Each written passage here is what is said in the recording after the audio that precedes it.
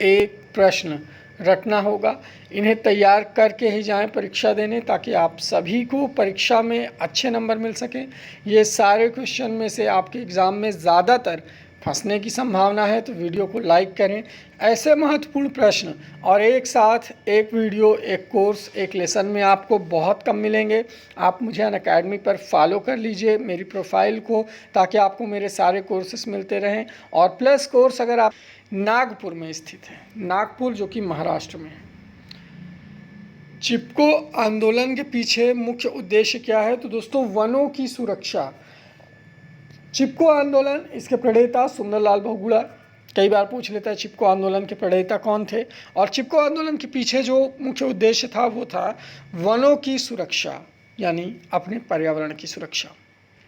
Carbon dioxide, sulphur dioxide, carbon monoxide द्वारा कौन सा प्रदूषण होगा? तो दोस्तों, वायु प्रदूषण होगा। Carbon dioxide CO2, sulphur oxide SO2, carbon monoxide, इनसे जो है वायु प्रदूषण होता है।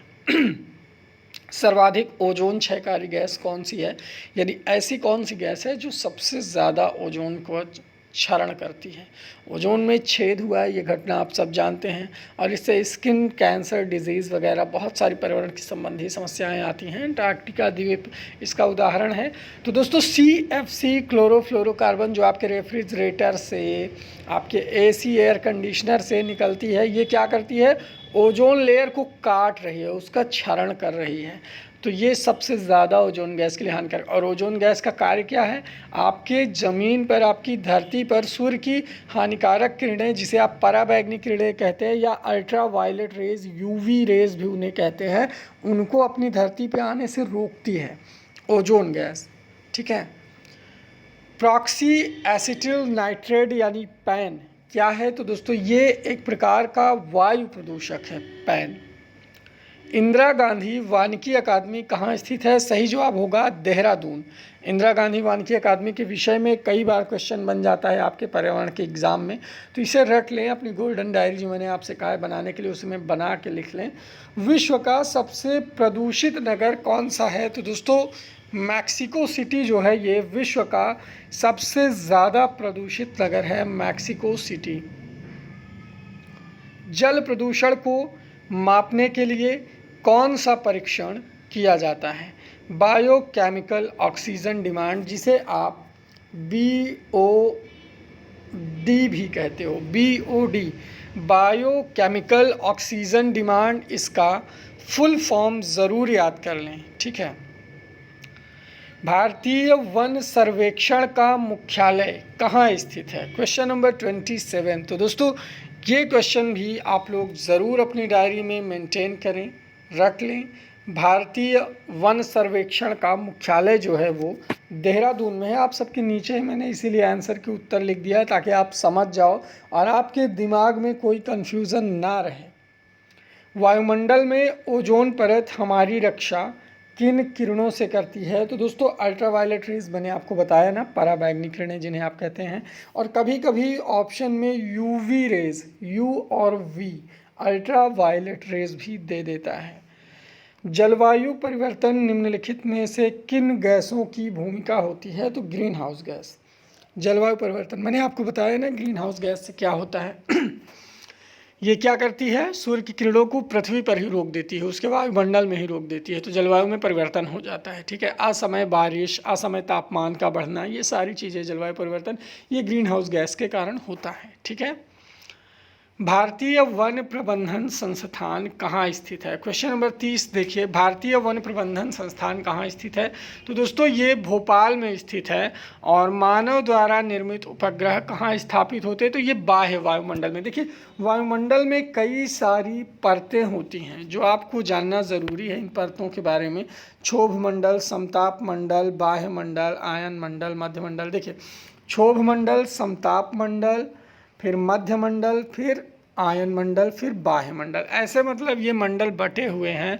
समताप मंडल में ओजोन लेयर होती है, क्षोभ मंडल में मौसमी परिवर्तन होते हैं, समताप मंडल में वायुयान उड़ाए जाते हैं, उसके बाद मध्य मंडल आता है, फिर बहिर्मंडल में आपका सैटेलाइट वगैरह डाला जाता है, जो उपग्रह, ये बाह्य वायुमंडल में डाला जाता है। ठीक है।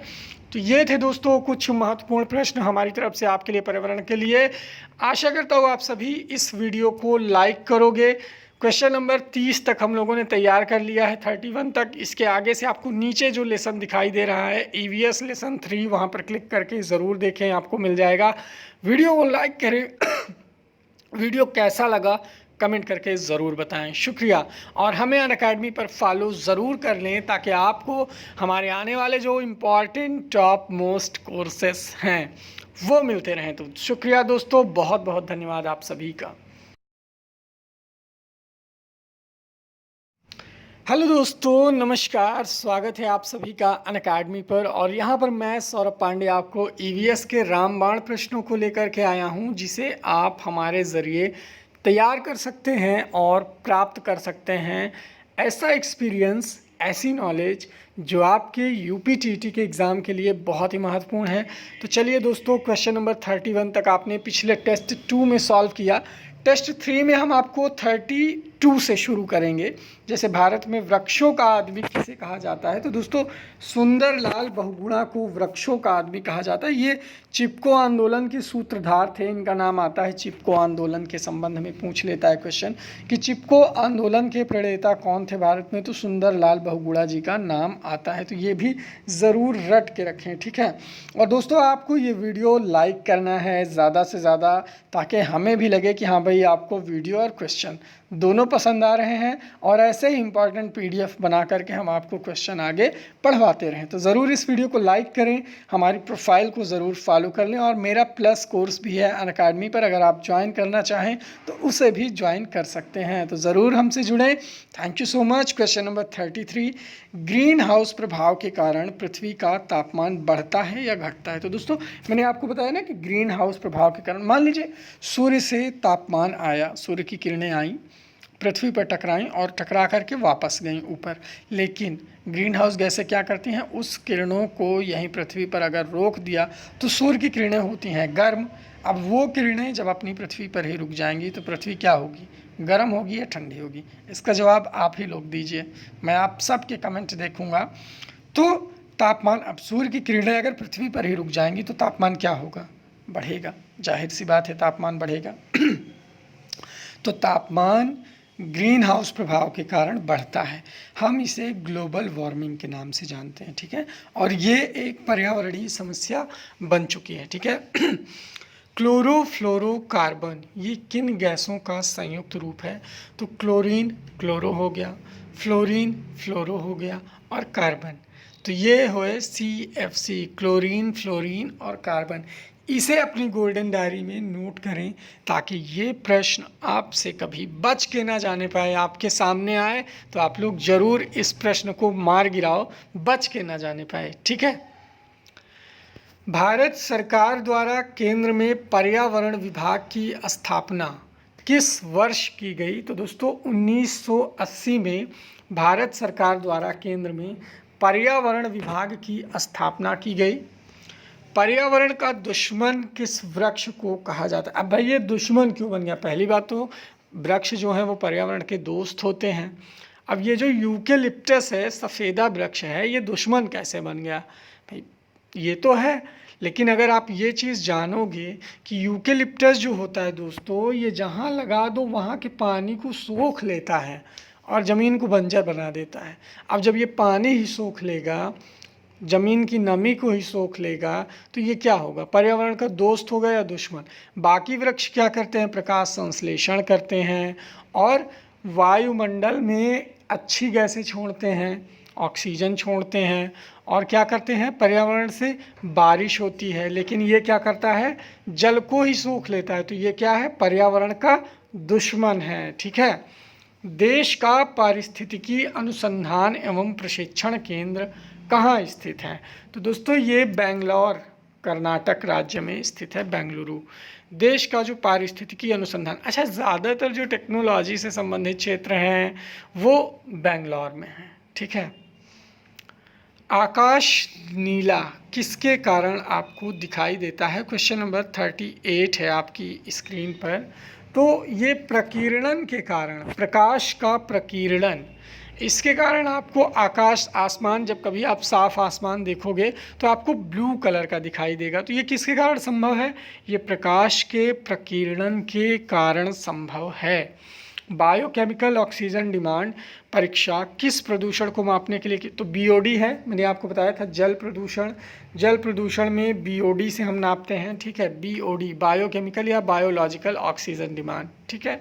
पौधे अपनी खाद्य निर्माण प्रक्रिया में कार्बन डाइऑक्साइड यानी CO2 के बदले पौधे क्या करते हैं? कार्बन डाइऑक्साइड खींचते हैं और जीवधारियों को कौन सी गैस देते हैं? तो क्वेश्चन नंबर 40 का आंसर यहाँ पर ऑक्सीजन है। आप सबको पता है कि पौधे हमारे लिए जीवनदायिनी गैस ऑक्सीजन छोड़ते हैं, ठीक है, और कौन सी? कार्बन डाइऑक्साइड का अवशोषण करते हैं। मैंने आपको बताया ना कि पौधे हमारे मित्र होते हैं। किस प्रकार से? इसी प्रकार से। विश्व वन्य जीव संरक्षण कोष कहाँ पर स्थित है? तो दोस्तों ये स्विट्जरलैंड में स्थित है। विश्व वन्य जीव संरक्षण कोष स्विट्जरलैंड में स्थित है। विश्व वानिकी दिवस कब मनाया जाता है? तो दोस्तों 21 मार्च को विश्व वानिकी दिवस मनाया जाता है। और ध्वनि प्रदूषण कितने डेसिबल से मापा जाता है? तो दोस्तों 65 डेसिबल से मापा जाता है। 65 के ऊपर गया तो जान लो ध्वनि प्रदूषण हुआ। पर्यावरण यानी एनवायरनमेंट क्या है? हमारे चारों ओर का वातावरण जो हमें अन्य जीवधारियों को प्रभावित करता है वो है हमारा पर्यावरण।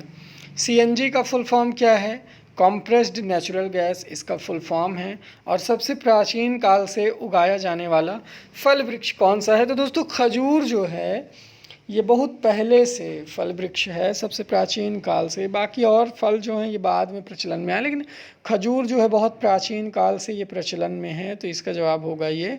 और दोस्तों आशा करता हूँ कि आपको हमारी ये सीरीज़ पढ़ाने का तरीका और क्वेश्चंस तीनों लेवल लग रहे हैं। तो आप थोड़ा सा रेट करिए नंबर 1, नंबर 2, नंबर 3 में। देखते हैं आपको ये क्वेश्चन कैसे लगे। अगर नंबर 1 लगे तो नंबर 1, नंबर 2 लगे तो 2, 3 लगे तो 3 नीचे कमेंट करें और हमें बताएं, ताकि हमें अगर नंबर 3 है, 2 है, तो हम इसे नंबर 1 लाने का प्रयास करें, ठीक है, और इम्प्रूवमेंट करें। देखते हैं क्या कर सकते हैं भाई, जितना बस का